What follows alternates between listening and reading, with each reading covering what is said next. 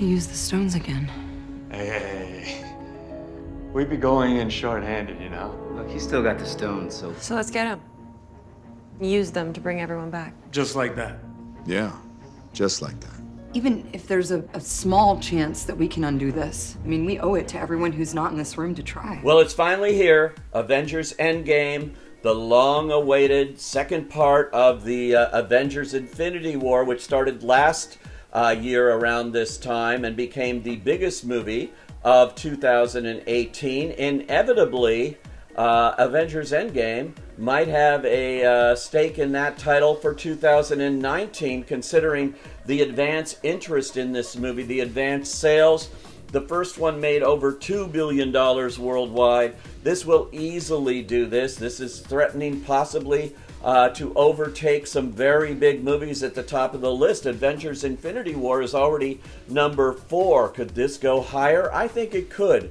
It's a movie that delivers exactly what it promised to deliver. If anything, this is a fan's movie. This is going to tie up loose ends from so many of the Marvel movies in the Marvel universe from the last, this is the 22nd film, so there's a lot. If you haven't seen them, there are some theaters running all 22 movies in a row. Boy, you really have to spend 2 days just watching that. I just will have to deal with my memory of these characters in these movies and see the send-off that they are given in here. The final Avengers movie, or so we think, you know, movie magic, sequels and everything. Everything can be reinvented, and particularly in this case, because at the end of Infinity War, we saw half the Earth's population wiped out by the evil Thanos, played by Josh Brolin, and half the Avengers turned into dust.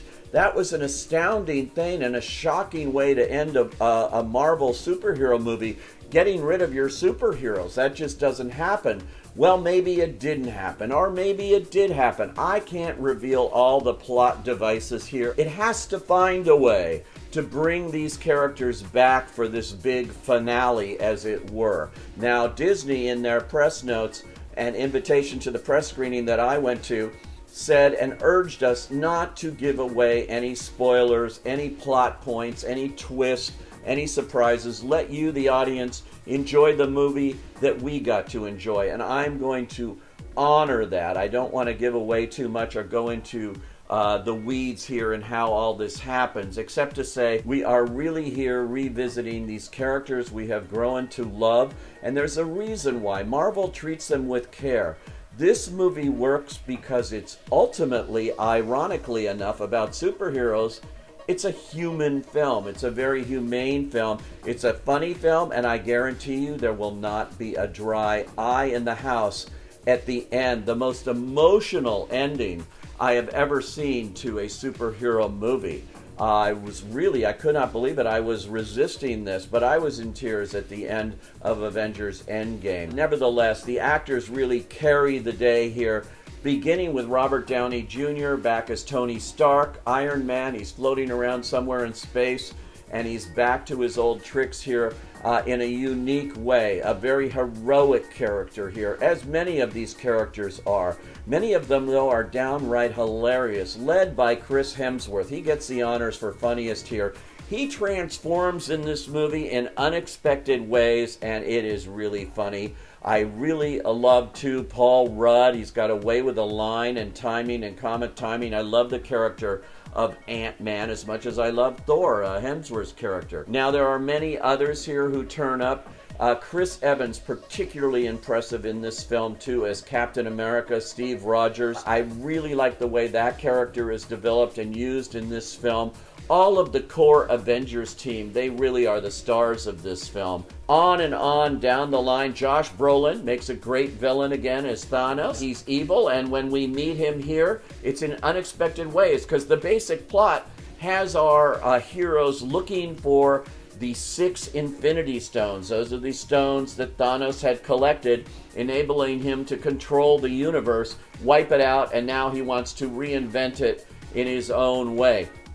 This is a very interesting kind of plot device, because how do they go on a search again for these Infinity Stones when we think they've already been found?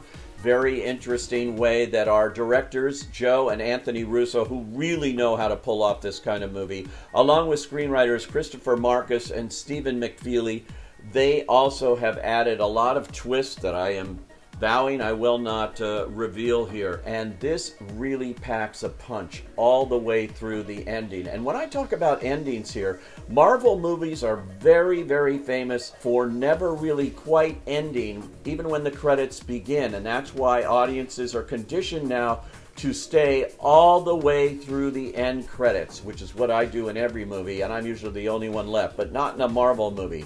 So stay all the way to the very, very end credit of this movie. That is where I really tip my hat to the filmmakers here. I was hoping they would do this the way this movie progresses. It deserved this, and it gets a great send-off in this way, a proper send-off, and I was really happy with what happened at the very end of the credits. I'm not going to say more because I want you to stay through the credits. So do that. Give a little applause to the people who have pulled off these 22 Marvel movies.